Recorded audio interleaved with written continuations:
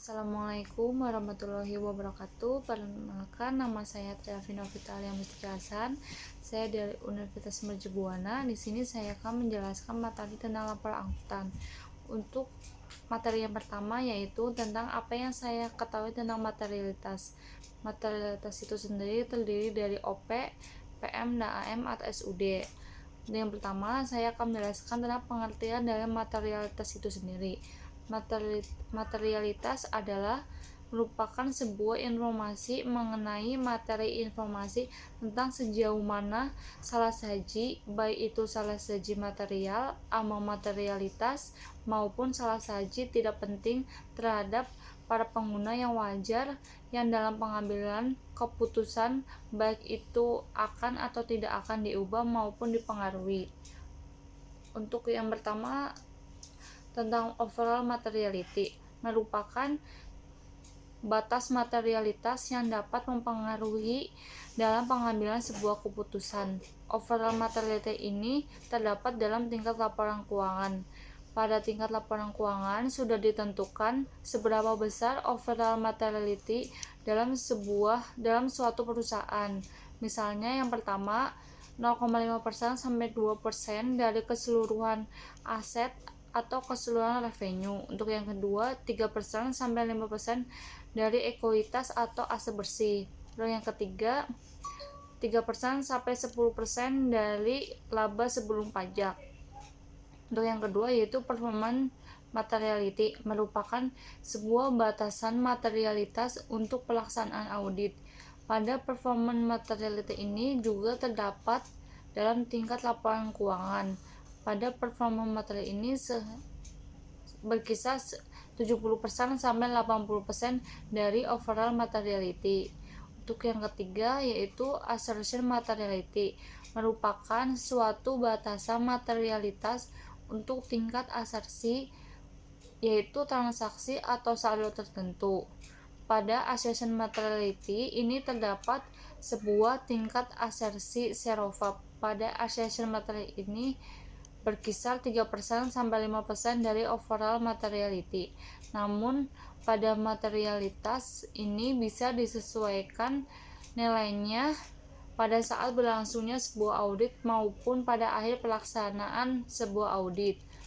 Untuk materi yang kedua, saya akan menjelaskan tentang materialitas sehubungan dengan materialitas, kapan auditor akan memberikan opini pengecualian. Dalam memberikan sebuah opini pengecualian, hal yang dilakukan auditor antaranya yang pertama, setelah mendapatkan sebuah bukti yang cukup dan tepat, auditor melakukan penyimpulan terhadap kesalahan penyajian baik secara individual maupun agregasi, merupakan material tetapi tidak preventif terhadap laporan keuangan. Untuk yang kedua, jika auditor tidak memperoleh bukti yang cukup dan tepat yang dapat menjadikan dasar opini, tetapi auditor menyimpulkan bahwa pengaruh kesalahan penyajian yang tidak terdeteksi yang mungkin timbul terhadap laporan keuangan, jika ada dapat menjadi material tetapi tidak preventif. Untuk yang ketiga, saya akan menceritakan apa yang saya ketahui tentang konsep audit risiko. Terdapat sebuah konsep audit risiko yaitu inherent risiko, control risiko, dan detection risiko. Dalam inherent risiko terdapat sebuah risiko bawaan dan risiko bawaan ini belum adanya sebuah kontrol atau pengendalian. Untuk yang kedua, lalu setelah inherent risiko dilanjutkan pada kontrol risiko yang mana dalam inherent tadi maka akan dilakukan pengendalian pada kontrol risiko ini. Yang ketiga, dan jika risiko masih bisa lolos dalam pengendalian atau kontrol risiko, maka akan dilanjutkan pada detection risiko yang mana pada proses ini audit akan melakukan sebuah penyaringan risiko yang lolos pada pengendalian atau kontrol risiko tadi. Namun, jika pada detection risiko masih terdapat risiko yang lolos dan tidak terdeteksi, maka selanjutnya akan dilakukan pada sebuah proses audit yang disebut dengan audit risiko. Untuk materi yang keempat, Apa hubungan antara materialitas audit dengan audit resiko? Yang pertama, jika auditor mempertahankan resiko audit yang konstan dan tingkat kepentingannya menurun, auditor harus meningkatkan jumlah bukti audit yang dikumpulkan. Untuk yang kedua, jika auditor ingin mengurangi resiko audit, salah satu dari 3 metode berikut dapat digunakan.